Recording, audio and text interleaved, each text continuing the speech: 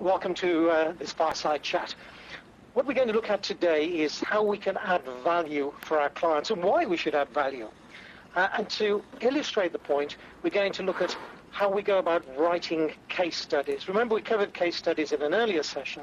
We're going to take it that one stage further today. So why should we add value? Three obvious reasons. First of all, it's a superb way of differentiating yourself from the vast majority of copywriters out there. Once you've differentiated yourself, of course, then you're in a position to be able to go for premium pricing. People are willing to pay that little bit more for somebody that adds value. And thirdly, it's an ongoing thing. Clients will come back to a copywriter where they know that they're going to get that extra. We can divide our potential clients into three main areas. There are those that are looking for a cheap and dirty solution. And these are the people that we want to walk away from. Typically, they will be looking for copywriters, offshore copywriters. Secondly, there are those people that are buying that most valuable commodity, time. Now, they're perfectly capable of writing their own copy, but they've got other things on their plate, so they're happy to pay to outsource it. And this is the sort of client that we are looking for. Thirdly, there's the type of client who's looking to buying more than simply time. They want to buy your skills. They want to buy your expertise. And these are the people who are willing to pay more still, and they're the sort of people who will come back for more over time. These, if you like, are our gold prospects.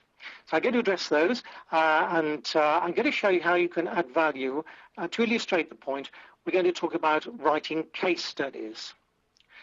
Do you remember in our previous session, we talked about the basic structure of a case study: problem, solution, benefit.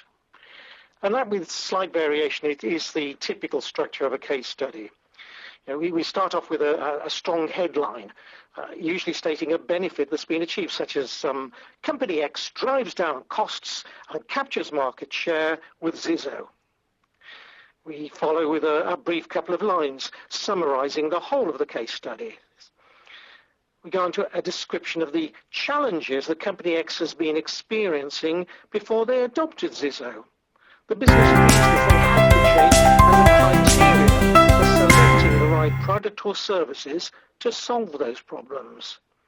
And finally, we sum up with the benefits they're now enjoying and possibly a description of the excellent relationship they have with the people at Zizzo. I'm going to show you a couple of samples now of what can often happen after you've written a case study for a client.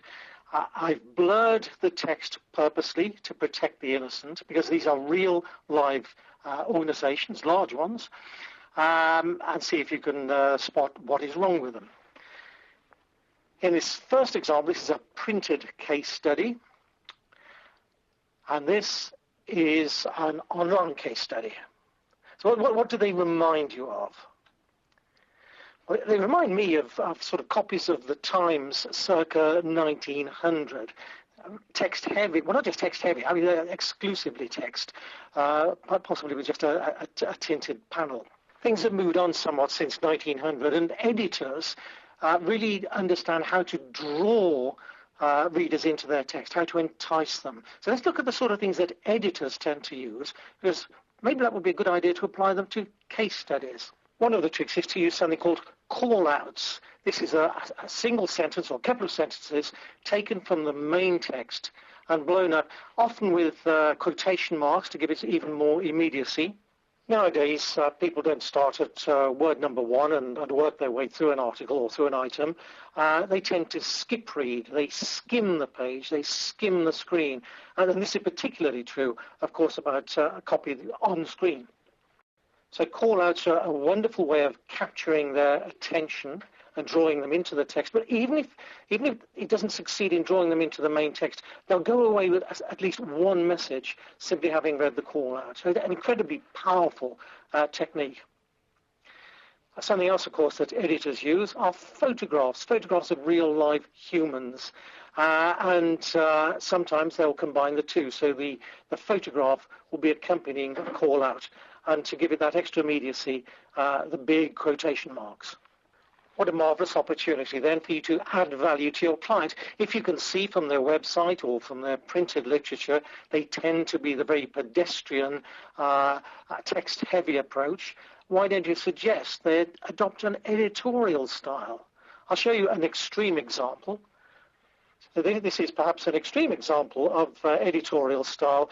We've chosen here to make it look as though it was a page taken from a magazine. It is in fact a case study, and it was written for a computer company specializing in the fashion sector. So a strong photograph, a call out in red. It really does look like a page from a magazine. It gives a third party perspective. So rather than a computer company saying how wonderful they are, this appears to be an external journalist reporting on how wonderful this computer company is.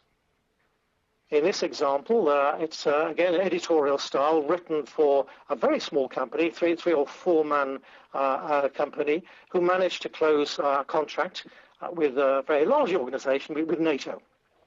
But instead of reporting it in the traditional case study approach, we made it look again like an article from a magazine, strong photograph, that's simply taken from a library shot. But we went that one step further, adding value by speaking directly to their client. And we're able to include then two photographs of real-life humans, one of them a pretty young lady who happened to be a captain in the US Navy, and the other a senior executive within NATO.